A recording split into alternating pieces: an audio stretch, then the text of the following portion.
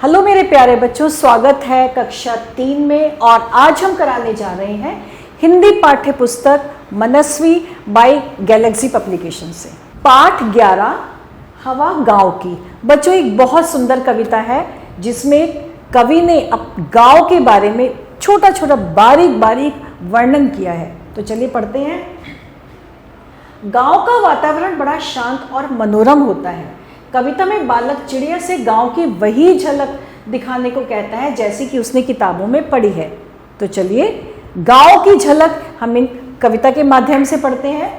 चिड़िया कभी पंख में भरकर, ये कवि कह रहा है, चिड़िया से बोल रहा है, चिड़िया कभी पंख में भरकर थोड़ी हवा गांव की लाना, चिड़िया कभी चोंच में भरकर थोड़ा जल पोखर का यानी कि तालाब का लाना, पंजों में अटकाकर अपने थोड़ी सी मिट्टी भी लाना। अपने पंजों में तुम फंसा लेना मिट्टी। कहाँ की मिट्टी? गांव की मिट्टी। खेतों की थोड़ी हरियाली अपनी आंखों में भर लाना। कुछ शैतानी अपने तन में बच्चों की तुम भर लाना, कंठ में भर उनकी बोली खट्टी मीठी तुम ले आना। यानी कि अपने गले में भी वहाँ की जो मीठी और खट्टी बोली होती है वो भी तुम अपने गले में भरकर ले आना। कहाँ की? गांव की। तो ये थी हमारी आज की बहुत अच्छी सी कविता। और इसके बाद कवि क्या कह रहे हैं? हमें शहर में प्यारी चिड़िया ऐसा सुंदर गांव दिखाना, पुस्तक में ही जिसे पढ़ा है उसकी सुंदर झलक दिखाना। चिड़िया से कहता है, ए चिड़िया हमें ऐसा सुंदर सा गांव दिखाना जो हमने किताबों में पढ़ा है, जो हमें पुस्तकों में पढ़ा है। तुम ऐसे वहाँ की चीज़ें लेके आना और हमें वो गांव अपने माध्यम से दिखाना। तो ये थी हमारी आज की कविता। और अब है शब्दार्थ। पोखर यानी तालाब, अटकाकर फंसाकर, हरियाली हरा भरा, तन शरीर, कंठ गला और झलक का अर्थ है दृश्य। और इसके बाद हम उच्चारण का अभ्यास करेंगे। चिड़िया, मिट्टी, गांव, हरियाली, पोखर, शैतानी, पंजों और खट्टी। और अब है सही विकल्प पर हमें सही का निशान लगाना है। तो सबसे पहले क्या है? सबसे पहले है कवि किसकी हवा लाने को कह रहा है? शहर की, गांव की या आंगन की? कवि गांव की हवा लाने को कह रहा है। कवि खेतों की क्या भरकर लाने के लिए कह रहा है? मिट्टी, धूल या हरियाली? कवि खेतों की हरियाली लाने को कह रहा है, हरे हरे गांव से। अब हमें कविता की पंक्तियां पूरी करनी है। जो मैंने कविता की पंक्तियां पूर्ण कर दी है। तो सबसे पहले था पंजों में अटकाकर अपने थोड़ी सी मिट्टी भी लाना, खेतों की थोड़ी हरियाली अपनी आंखों में भर लाना। तो ये इस तरह से हमने कविता की पंक्तियों को पूर्ण किया। और अब है निम्नलिखित प्रश्नों के उत्तर।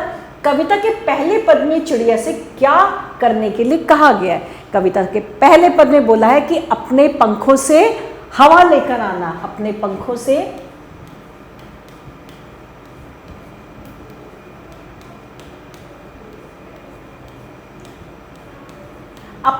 से गांव की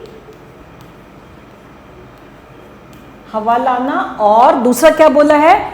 अपने पंजों से वहां की मिट्टी लाना, अपनी चोंच में वहां के तालाब, वहां के पोखर का पानी लाना।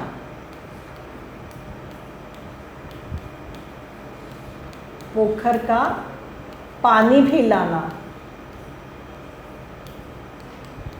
किसमें?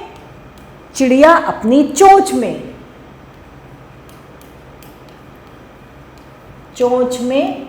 भरकर।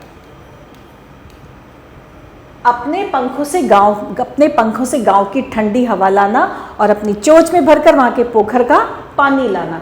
कवि चिड़िया से आंखों व कंठ में भरकर क्या लाने के लिए कहता है? आंखों से कहता है कि खेत की, गांव की हरियाली,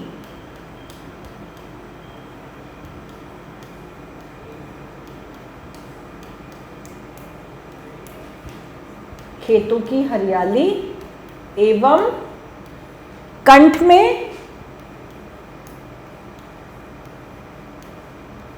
में क्या लाने को कहता है? कंठ में कहता है अपनी खट्टी मीठी बातें,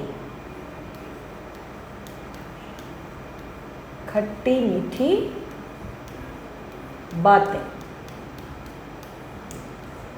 और अब कवि चिड़िया से गांव की झलक दिखाने के लिए क्यों कहता है? कवि चिड़िया से झलक दिखाने के इसलिए कहता है क्योंकि उसने कभी गांव नहीं देखा, इसलिए वो चाहता है कि वो चिड़िया के माध्यम से गांव को देखे।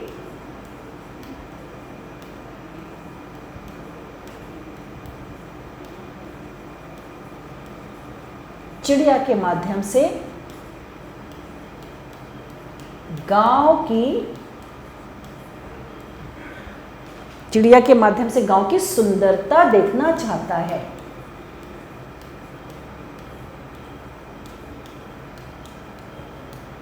गांव की सुंदरता देखना चाहता है। कवि ने गांव के बारे में कहाँ पढ़ा है? कवि ने गांव के बारे में पुस्तकों में पढ़ा है, पुस्तक में पढ़ा है।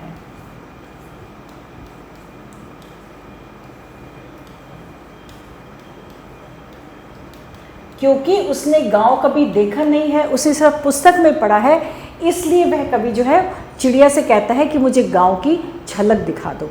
तो ये था हमारा आज का पाठ, आज की बहुत अच्छी सी कविता। और इसके साथ हमारा ये आज का पाठ यही समाप्त होता है। आभार।